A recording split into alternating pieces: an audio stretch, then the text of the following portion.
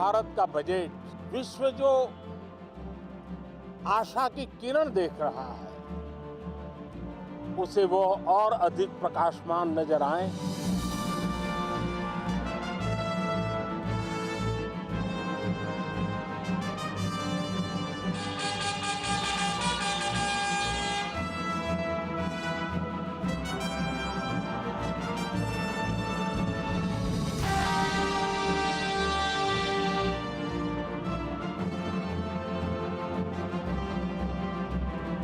हम दुनिया की 10वें नंबर की अर्थव्यवस्था से 5वें नंबर पर पहुंचे।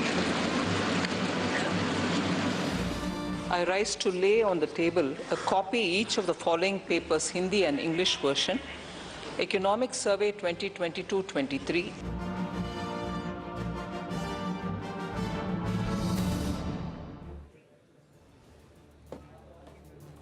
The recovery is complete. That was the key message from the 371-page economic survey, which was tabled in Parliament a day ahead of the Union budget. Finance Minister Nirmala Sitharaman will present the Union budget tomorrow. This will be the last full budget before the general elections in 2024. It shall also be the last budget presented in the current Parliament building. Remember, we will now see the proceedings move to the new Parliament building. The first economic survey since the start of the Russia-Ukraine war. The survey highlighted that prudent assumptions in last year's budget provided a buffer to the government during global uncertainties. The survey highlighted that India has moved on from its encounter with the pandemic and has projected a real GDP growth of 7% for this fiscal and a range of 6 to 6.8% for FY24, with a baseline scenario of real growth at 6.5%. The survey has also said that the government is on track to achieve its fiscal deficit target of 6.4%. It has stressed that the availability of fiscal space is paramount amidst global uncertainty. The survey has warned that entrenched inflation globally may prolong the monetary tightening cycle, keeping borrowing costs higher for longer. Well, as we count down to the budget, let's take stock of what the economic survey has laid out as the roadmap for growth and, more importantly, for the story, the economic story of India over the rest of the decade. We're now joined by Subhrakant Panda, the President of the Federation of Indian Chambers of Commerce and Industry, Anish Shah, Senior Vice President of FICCI, Soumya Kanti Ghosh, the Group Chief Economic Advisor of State Bank of India. Gentlemen, appreciate you joining us here on the program. Soumya, to you first, as far as the growth estimates are concerned, and the CA in his conversation with me saying, look, let's not argue about 6%, 6.1% or 6.5%. These are estimates in an uncertain environment. But at this point in time, he does believe, and he's very optimistic, that 6.5% for FY24, 11% nominal GDP is achievable. Soumya, your first take on the growth projections made by the survey. I would imagine that we will see the budget take these forward as well. Yeah, thank you, Shereen, for having me on the show. I think just first making my point very clear, I think any nominal GDP growth rate which is more than 10% will actually make the fiscal deficit below 6%. So the estimates of fiscal deficit vary anything between 17.5 to 18 trillion. So if the nominal GDP grows at 11%, that will make the deficit of 5.8 to 5.9% in the budget. Regarding your point on 6.5%, I think, yes, the survey is a little bit optimistic, but my sense is that the survey is actually banging on the hope that next year the factors will be far more growth accretive than what they have been last year. Inflation is likely to cool down significantly. I think you will see in the next couple of months that domestic inflation could actually also head significantly lower to 5% by March, maybe even lower in April. And also the fact that the Fed is at the end of the possibly tightening cycle. So if I take that fact and that factors into account, and the projections of an benign inflation scenario, CPI, WPI, if you look into the numbers, that could actually make, and the commodity cycle turning favorable. So I think that all these factors could work as a growth accretive. So that could actually, the external factors which were very unfavorable this year could turn more favorable. And that's why the survey is banging its projections around 6.5%. Please remember one thing, that even in this uncertain world today, when the global economy has been so volatile, our exports and goods and services in April to November has expanded by 16%. So that actually shows that exports and goods and services will be much higher than last year when we netted a record 670 billion. So possibly the survey is pinging on hopes of an external sector which could give favorable tailwinds next year. Yes, favorable tailwinds on account of some of those factors that you spoke of. Of course, inflation, perhaps the worst is behind us, and the hope is that we will see the tumultuous times that the global economy has been faced with starting to at least ease somewhat. But Soumya, on the fiscal deficit, and this is what the outgoing or the now former Revenue Secretary Tarun Bajaj had also hinted that if all goes as per plan, we could see the fiscal deficit come in as close to 6%, if not just lower. And you're saying that in light of the 11%, if that is what the number the budget takes forward, is very doable. Yes, I think, Shireen, this year the government will have actually a buffer of around 90,000 crores because of an significant numbers in terms of the revenue buoyancy. And please note that revenue buoyancy has now become a continuing phenomenon, and which is historically as at 1.1 as point of economic survey. But my sense is that because of the reforms which the government has done, possibly this number could even has headed higher in the last 2 years. India was perhaps the only country which has witnessed an increase in tax to GDP ratio during the pandemic, and it could actually be at high as 11.5% when the numbers are released tomorrow. So if I take that factors into account, yes, and fiscal deficit number of anywhere between 5.9 to 6% could be tomorrow in the budget. Please note, one point I want to mention is that the government is targeting 4.5% by 2025-26. That means that it has to reduce the fiscal deficit by 60 basis points every year. So by that logic, it should be at 5.8%, but I'll not be surprised if it is pegged a little higher, given the fact that we are living in an uncertain world.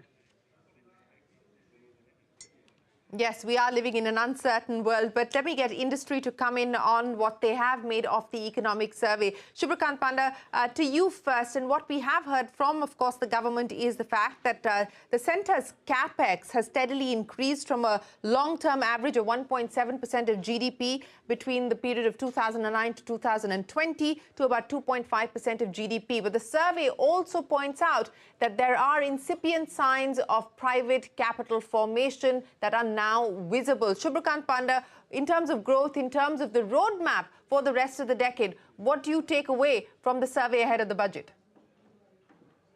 Thank you, Shereen. So you're absolutely right. And, we have talked about it on previous shows as well, that the government has done a commendable job doing the heavy lifting, both during the pandemic period as well as in its immediate aftermath. And last year was a significant, 35% increase in capital expenditure to 7.5 lakh crores. And if you take into account, the grant and aid to states, etc., I believe that number already crossed 10 lakh crores for FY 22-23 in terms of the budget which was presented last year. So the government has done a great job of providing both the stimulus to the economy during the lean period of the pandemic, as well as doing so by investing in infrastructure, which has a significant impact going ahead on both the ease of doing business as well as the cost of doing business. But clearly, private sector does have to step in. And again, as we have talked in previous shows, there has been a steady increase quarter on quarter in terms of private sector announcements of new projects, etc. But it all boils down to to capacity utilization. And if we look at some of the data I have seen from the FICCI manufacturing survey, you're seeing average capacity utilization at about 70%. And contained in there is the fact that certain sectors like auto and auto ancillaries, which Anish would be able to talk about much better than I would, of course, but that and paper, etc., are at 90 to 95% capacity utilization. And some other sectors are still at the 45 to 50% range. But generally, I think private sector capital expenditure is showing signs of picking up. It's more than a trickle. I believe it is gathering momentum.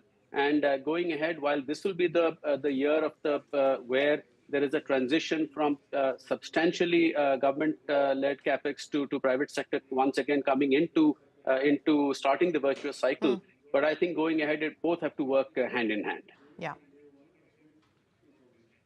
Yes, and that is what the survey also highlights in terms of the pickup as far as private capex is concerned. And the hope is that both the government as well as the private sector will continue to build on that. But Anish, coming to you, one of the aspects that the survey has highlighted in the context of the private sector, and it says that promoting the private sector as a co-partner in development of the India story. Of course, also speaking about the need for further asset monetization, saying very clearly that the proceeds from asset monetization can in fact go towards bringing down debt, which in fact will be the biggest fiscal stimulus for the economy. Anish Shah, what's your big takeaway from the economic survey ahead of the budget?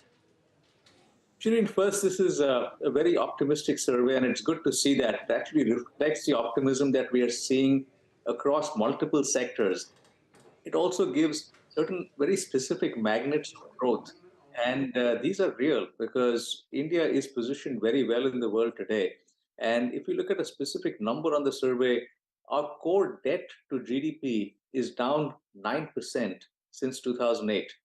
This compares to the global average, which is up 38%. So if we just look at this factor as well as many others, I think we are very well positioned as a country.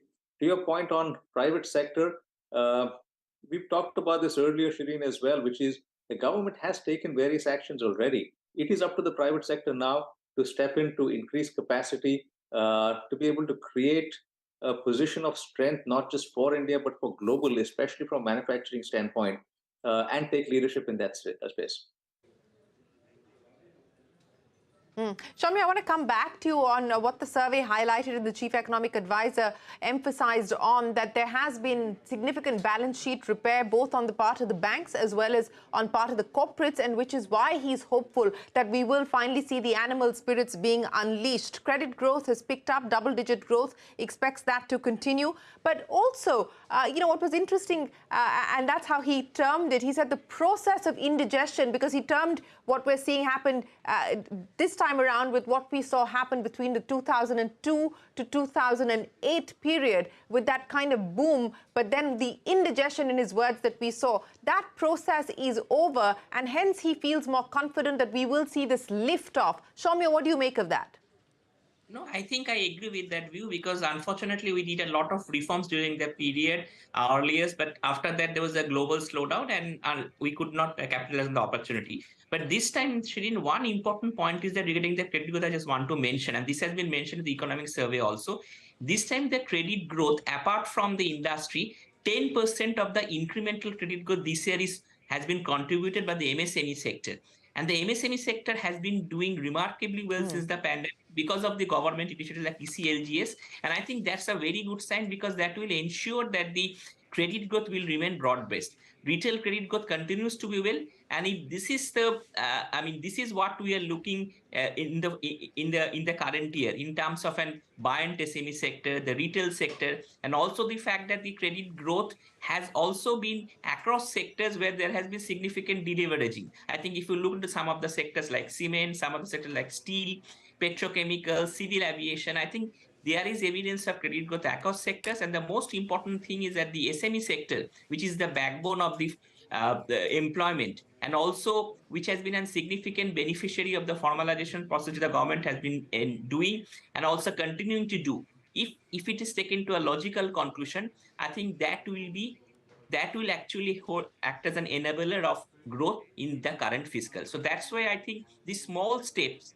this baby and small steps the government has done in terms of revitalizing the MSME sector and helping the agricultural sector in terms of the KCC initiatives and also the other initiatives like the PLI scheme. I think the PLI scheme, the important point is that, there's a lot of talk about the PLI scheme, but if you actually look into the data, it is not even 1% of GDP, and a significant amount of PLIs actually come from rationalization of subsidies of petroleum.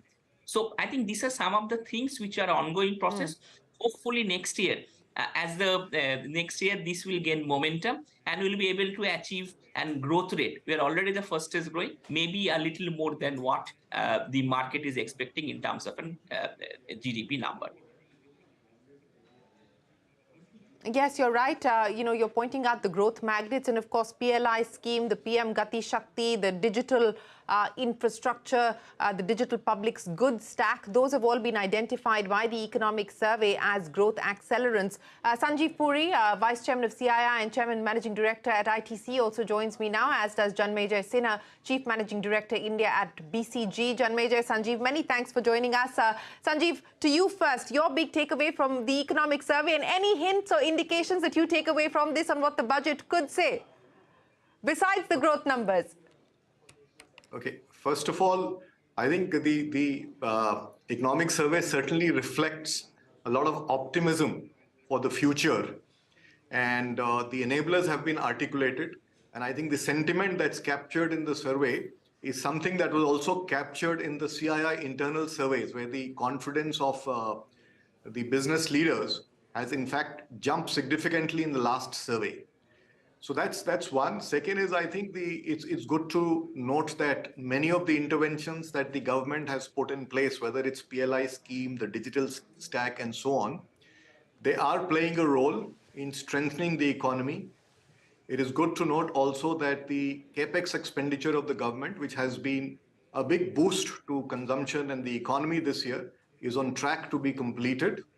And also it validates, I think, our observations at CII that we are starting to see green shoots of investments coming in.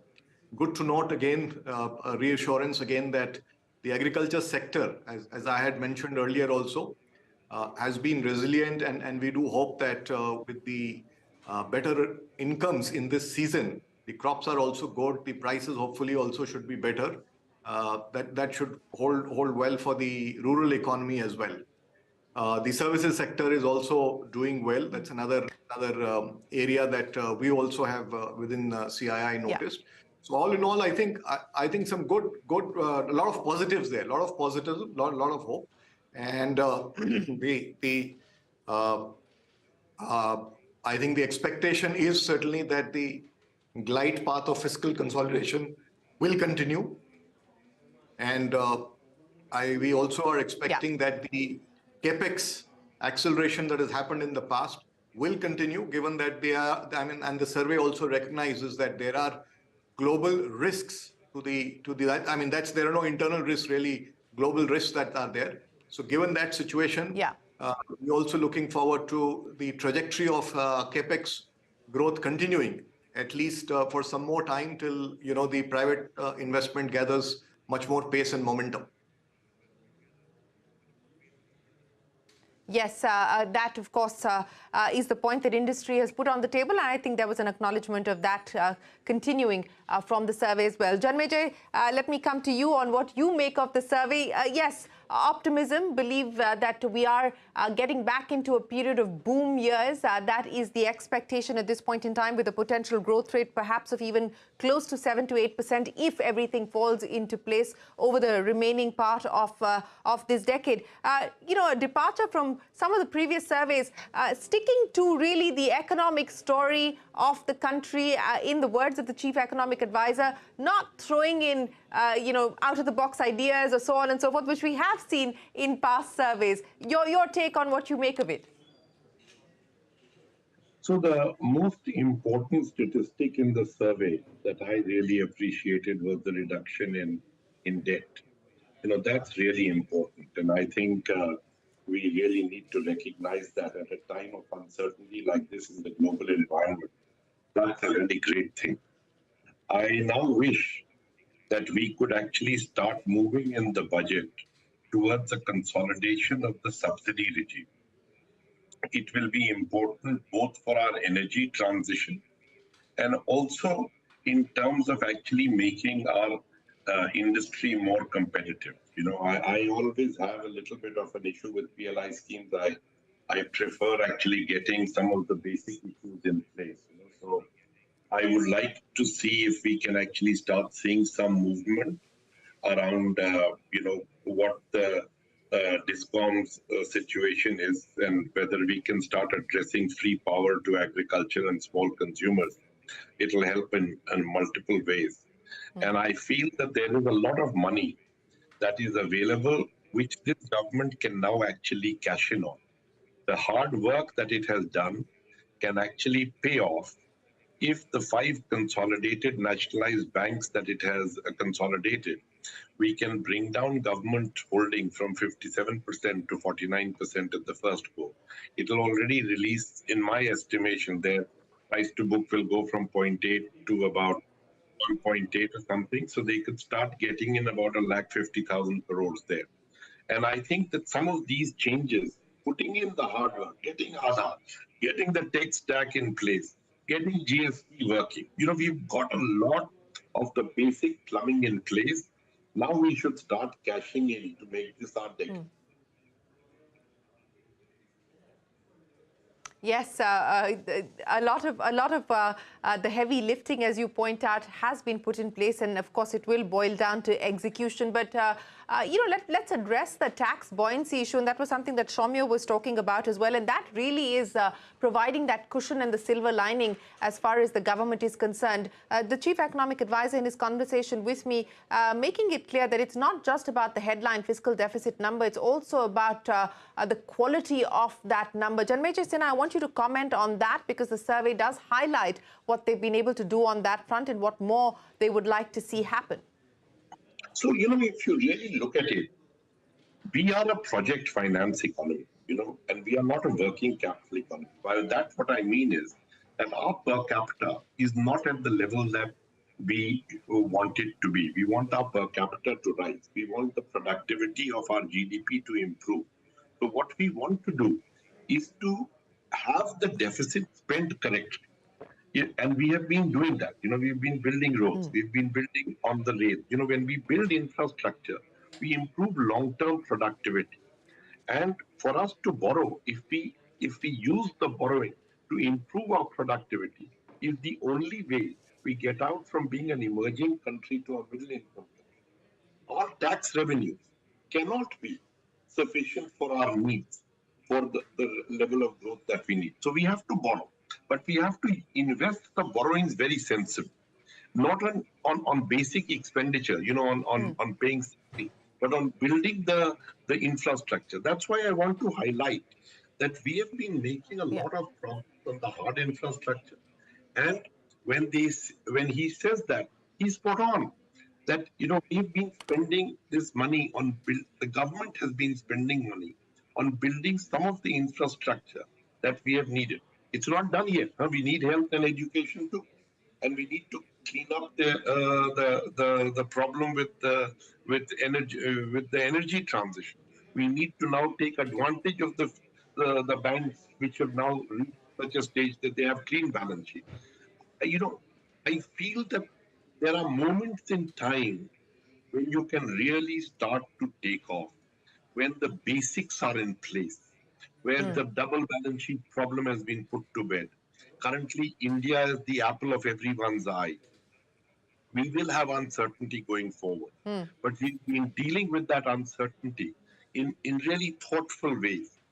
At this point, we are not talking about demographics, which is to our advantage if we can use it. As we go from an 8 billion world to a 10 billion world over the next 50 years, only 8 countries contribute to that. And India will be one, the other 7 will be in Africa. So there are a lot of things which are playing to our advantage.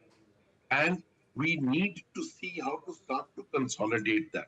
The optimism and all is fine. We have had optimism before every budget and before every economic survey. I would want to see the hard numbers. And the hard numbers are looking favorable. Debt is coming down. The deficit is in good order. We should not worry about it at this level if the spending is right.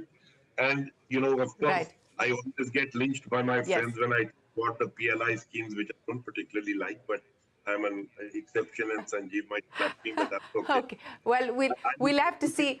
We will have to see if the finance minister delivers on more PLI schemes tomorrow or not. That's the big question. But for this evening, Sanjiv Puri, Janmejaya Sinha, Subhrakant Panda, Anish Shah and Soumya Kanti Ghosh, many thanks for joining us here on CNBC TV 18. Appreciate your first take on the economic survey and what you expect for Budget 2023 on the back of that. We'll take a break, but when we return, the Chief Economic Advisor Anantha Nageshwaran on his first economic survey coming up.